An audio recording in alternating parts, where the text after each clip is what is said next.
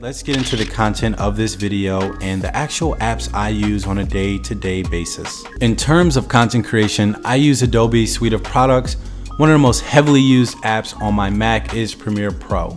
Premiere Pro is a powerful video editing application that allows me to basically create whatever style of video I want to. My typical process is: one, I import my tracks. After importing, I group my clips. This makes editing go a lot faster since I typically group based on frame rate and location. After grouping, I drag and drop my clips in an order that I've already outlined. And after placing my clips into Premiere Pro, I import my music and then I start color grading. So that's my process with Premiere Pro. I know that was like a 10,000 foot view of what I actually do, but I could go on and on about Premiere, and we just don't have time for all that. So on to the next one. I first want to talk about Lightroom because I do most of my editing in there and I just touch up pictures with Photoshop. In Lightroom, the first thing I like to do is edit the lighting when I'm editing a picture. That means if my picture is underexposed or overexposed, I edit the exposure, highlight, shadows, and contrast primarily. If you follow me on Instagram, you'll notice that I like to have either a more orange or teal theme or orange and teal theme. However, I've started to either put more emphasis on the orange in my pictures and desaturate the blues, or vice versa. Not to forget about the details such as clarity and vignetting to make the image look more dramatic. In terms of Photoshop, I really only do masking to touch up spots that may show dust or the occasional mark or stain. The last app I want to talk about on the content creation side is Adobe Spark. And I'm gonna be honest, I don't think this app gets enough credit. I don't hear people talking about this app enough. I was first introduced to Spark when I was in school because it was free and an easy way to create newsletters that I needed to send out for an organization I had a leadership role in. I primarily use Spark to create my thumbnails, so after editing and touching up my pictures in Lightroom and Photoshop, I create collages and or add text to the images using Spark to give it more of a thumbnail feel. Spark is also a great tool for really any social media posts such as Instagram, Twitter, and so much more. The next few apps I want to talk about fall under the productivity category. Since we are talking about productivity, I thought it'd be a perfect time to talk about how MailerLite has made email marketing easy. As a small business owner, professional blogger, or vlogger, email marketing is a very important aspect of our business. For those who aren't familiar with email marketing, in a broad sense, it is an act of sending a commercial message to a group of people. Email marketing can help college students, bloggers, designers, or any person in the creative industry because it allows you to create a personalized message or personalized messages, market your products and services, which will help you build impactful and meaningful relationships with your customers and supporters, which is why I'm happy to be sponsored by MailerLite. Since 2010, MailerLite have been giving businesses the opportunity to create simple yet powerful solutions to help build customer relationships along with helping their businesses grow.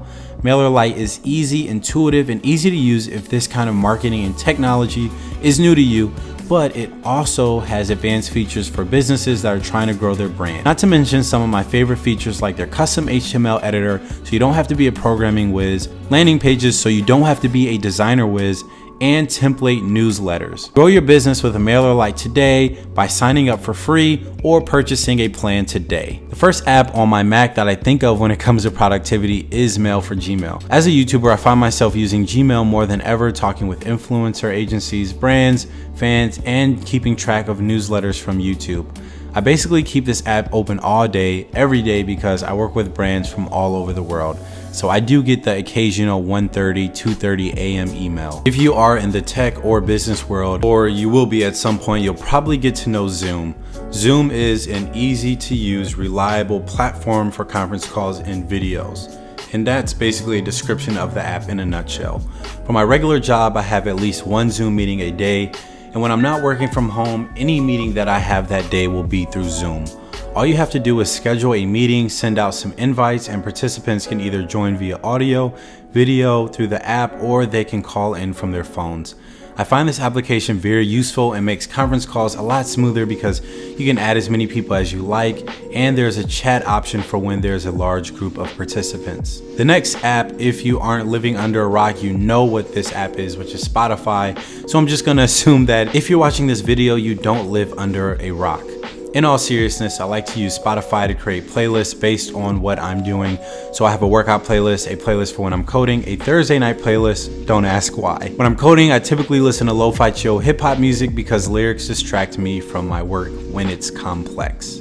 The next app I like to talk about is a pretty underrated app, or at least it's underrated to me, and that's the Cloud app.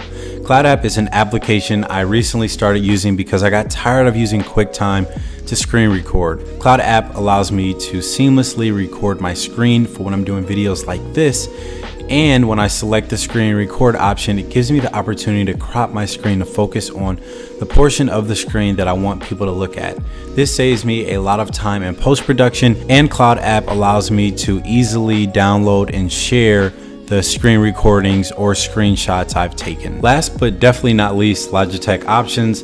Since my main mouse is the MX Master 3 and my main keyboard is the MX Keys, I like to customize the buttons on the mouse for specific apps and sync up the two devices to the USB receiver.